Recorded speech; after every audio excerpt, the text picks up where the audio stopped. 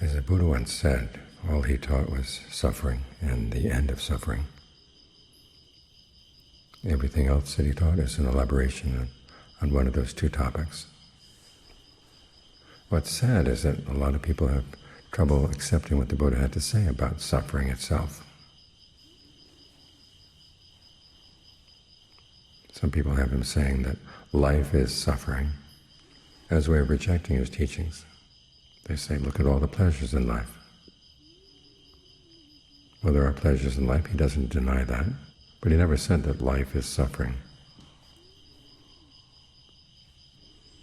Some people have him say, well, there is suffering. But that doesn't tell you much. It's good that he does point to the fact that suffering is an important problem. And there are even people who say, well, the Buddha didn't really talk about suffering at all. I was reading a book one time where the author was saying the Buddha defines suffering as the five aggregates, or dukkha as the five aggregates. And the five aggregates are basically what you experience. And so basically the Buddha is saying experience is the five aggregates, and so the Four Noble Truths are not about suffering, they're about experience. Another scholar said that the way the Buddha defines suffering is ungrammatical, and because the Buddha would speak only grammatical ways, or standard grammatical ways, it must have been a later addition. So we end up with no truth, no suffering. And you wonder why people want to listen to this teaching anyhow. So when he talks about what suffering is, he doesn't say that it's the five aggregates, it's the five clinging aggregates. He points to problems that people recognize in their lives: the suffering of aging, illness, death, being separated from what you love, having to be with things you don't love, not getting what you want. And he boils the common denominator of all these things down to the five clinging aggregates. The clinging is the problem. And that, he says, is something you want to comprehend. Here again, there's some problems that people have. For some people, it's simply acknowledging that there is suffering, and they leave it there.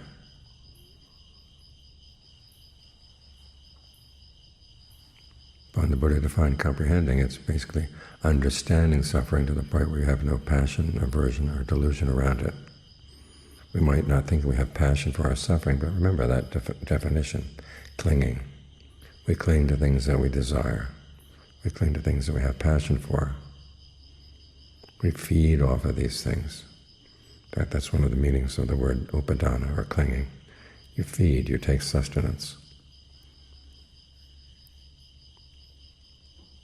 So the Buddha is saying something pretty counterintuitive, that we suffer because of the things that we cling to, the things that we have desire for. And a lot of people don't like to hear that. But he's saying that if you take a noble attitude towards these things, you can separate yourself from it. Because you look at the things that you have passion for, and you begin to realize they're not really worth it. If we just had the one noble truth, you might say, well, if that's all there is, you might as well accept it. But there's also that third noble truth, that it is possible to put an end to suffering. That's the other topic that the Buddha taught. You do that by putting an end to the cause, which is craving. And you do that by developing the path. So there's this alternative. When you look at suffering from the point of view of the Four Noble Truths, all four of them, and you take that noble attitude that you're willing to step back from your likes and your dislikes and your passions, then you can do something about it. That's the whole point of the teaching, is that you can do something about it. And oftentimes it requires that you get the mind really quiet to see these things. You can go through daily life and see, yep, there's suffering. This is stressful, that's stressful, dealing with other people. There was once a French philosopher who said, other people are hell. Because when you're dealing with other people, you don't really know them. You know what they say, you know what they do. You see it from the outside. But you can't really see their intentions. You can't really see their inner conversation. So you're dealing with a lot of uncertainty.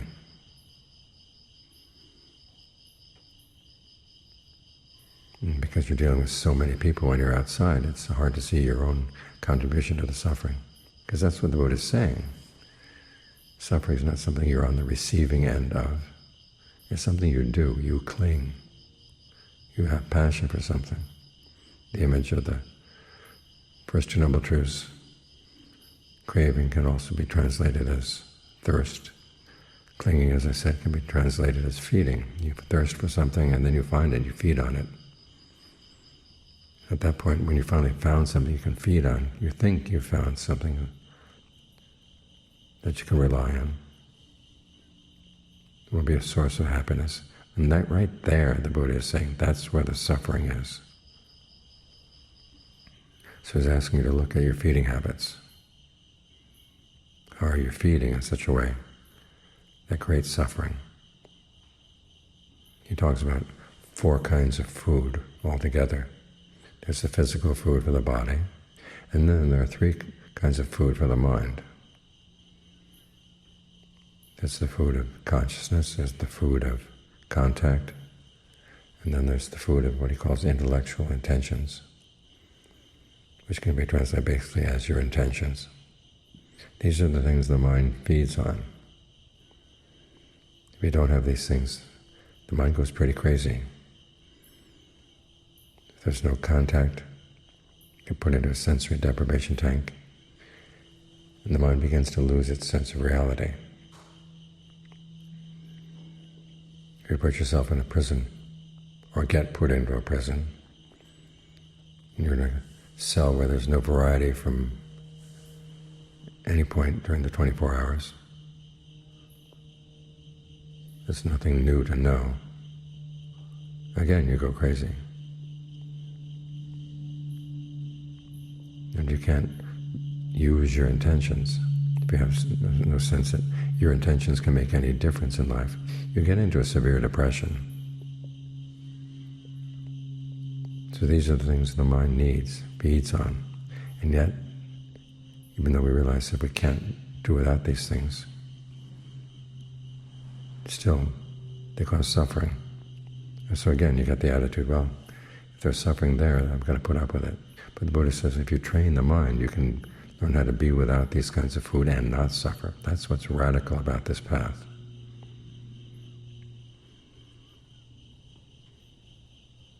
Which is why when the Buddha decided to teach, he said that the doors to the deathless were open. That's the third Noble Truth. That's the end of suffering. Let those with ears show forth their faith. In other words, if you hear these teachings and the possibility of a deathless happiness appeals to you, okay, put some trust in the Buddha. Follow his teachings. And because, as I said, so much of the Four Noble Truths is very counterintuitive. That you'll be able to live without your cravings, live without your clingings. And this practice of training the mind can do that for you. So it's all based on faith, based on conviction. A lot of people don't like the word faith. They take the attitude, well, the Buddha said, not to believe anything that you can't see for yourself. That's a very superficial reading of the Galama Sutta. He says when you put something into practice and see what the results are, and you take the results that you see and you compare them to the teachings of the wise, and where they're in agreement, you can put some faith in that. Even then, it's an element of faith. Because if you're going to know the real truth, you're going to be able to judge it. One, you have to commit yourself to doing the path. That's the only way you can judge it fairly. And that means you have to become a reliable judge yourself. And fortunately, the qualities developed in the path will help you in that direction. You develop more mindfulness, ardency, alertness. Get the mind concentrated. You develop your powers of discernment. These are the things you're going to need. To make them reliable, you base them on right action, right speech, right livelihood, so that you can become a reliable judge. As he says, the Dhamma is nourished by commitment and reflection. So you really have to give yourself to it. Only then can you be a judge, a reliable judge of what the Buddha had to say.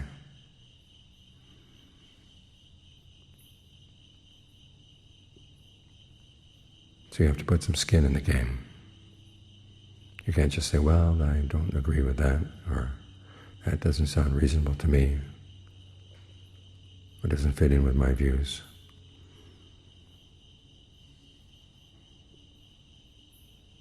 If you really want to know what the Buddha had to teach, you have to commit yourself.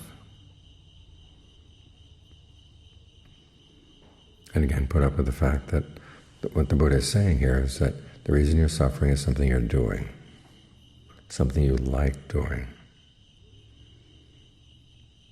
And your willingness to take on that assumption is a noble attitude to begin with.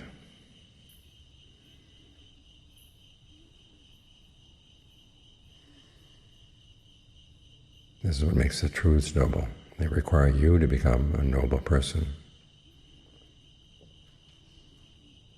which is why there's dignity in the path. I've told the story of the Russian emigre who, when I first came here to the States, was sitting in a Dharma talk I gave one time. I happened to mention the word dignity. And afterwards she came up and she said she'd lived in America now for 10 years. And she had learned the word dignity when she studied English in Russia, but she had never heard it used here.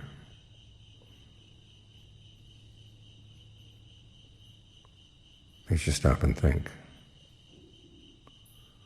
You would probably say the same thing for nobility. We might talk about the nobility as a class, but nobility as a real quality of the mind and of the actions. Something we rarely think about, especially in this society of ours where everything seems to be measured by how much money you can make and how much money you can throw around. Basically giving in to your cravings and clingings, putting them in charge. So you might say that what we're doing here is un-American. It certainly doesn't fit in with the normal run of things. But we're taking a noble attitude towards our suffering and a noble attitude towards our own responsibility for our suffering.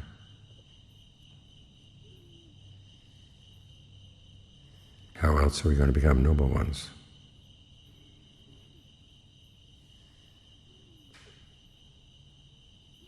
So when you see that there's suffering in your life, stress, dis-ease, ask yourself, what am I doing? What am I holding on to? What is it that I like that's causing this suffering? Then you're doing the duty that the Buddha said should be done with regard to it. The duty that allows you to step back and separate yourself from it. As the Buddha said, that's what discernment is all about, seeing things as separate. The things you've latched onto, the things you've clung to. And you can see that they really are not worth clinging to. You can separate yourself out from them. That's when you really comprehend them.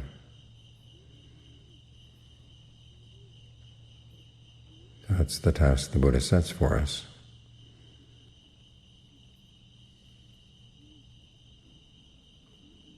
And it's up to us to really listen to him, to hear what he really has to say.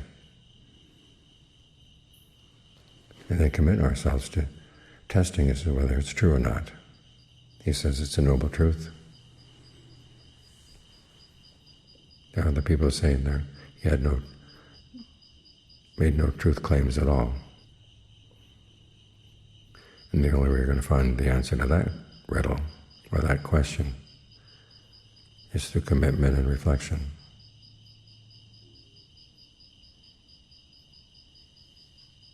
Which I hope is what you're doing right now.